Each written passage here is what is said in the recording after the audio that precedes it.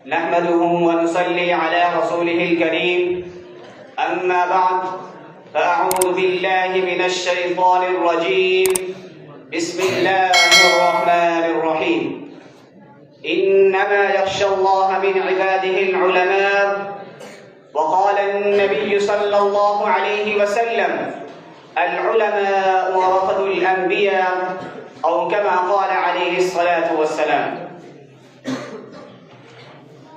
یہ علم و ہنر کا گہوارہ تاریخ کا شفارہ ہے، ہر پھول یہاں ایک شعلہ ہے، ہر سب یہاں مینارہ ہے، گہسار یہاں دب جاتے ہیں، طوفان یہاں رک جاتے ہیں، اس کافے فقیری کے آگے شاہوں کے محل جھک جاتے ہیں. عابد کی یقین سے روشن ہے سادات کا سچا صاف عمل، آنکھوں نے کہاں دیکھا ہوگا اخلاص کا ایسا تاج محل.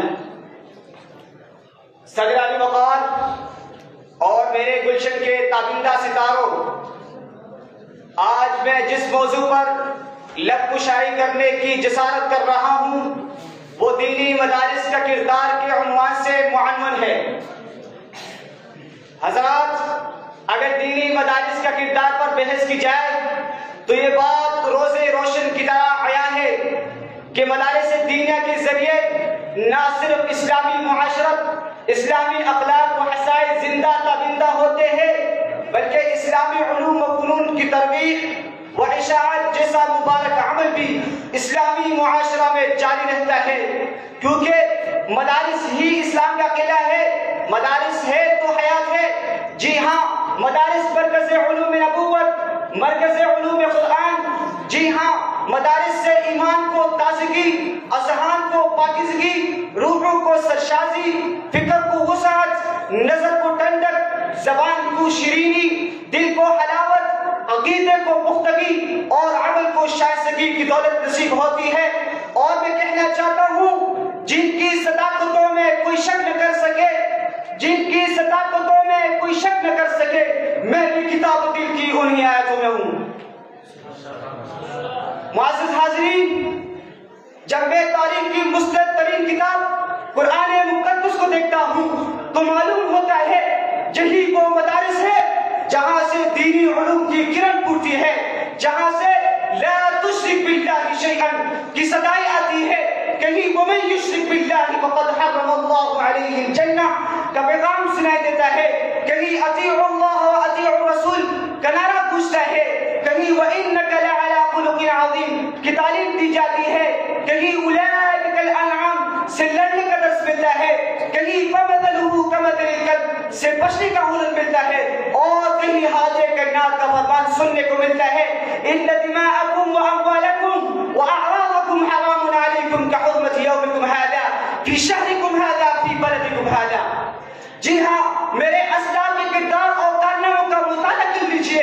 تاریخ گواہ ہے جب بھی رب کی زمین پر کفر کا طوفان کھڑا کیا گیا، انگریزوں کی حکمرانیت اور یہود و غلط کی شیطانیت کو رواج دیا گیا، حق کو لوگوں کا سرطن سے اڑایا گیا، الکفر ملۃ واحدۃ کالسماء باندھا گیا تو اسی کی چمک دمک آج مشرق سے مغرب تک، شمال سے جنوب تک نظر آ رہی ہے. اور ہاں، انہی مدارس سے لاکھوں مفسر، مفکر، محدث، محقق، معلم، مبلغ، مورخ، مدبر، علماء، بلغاء، فصحاء اور صلحاء تیار کیے.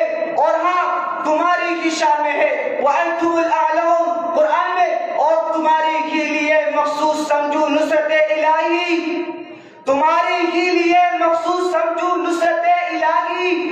پڑھ کر اللہم لبیک قدم پورے کیے میدان کارزار میں، چھوٹتی آئے گی فتح و نصرت ایک نئے انداز میں.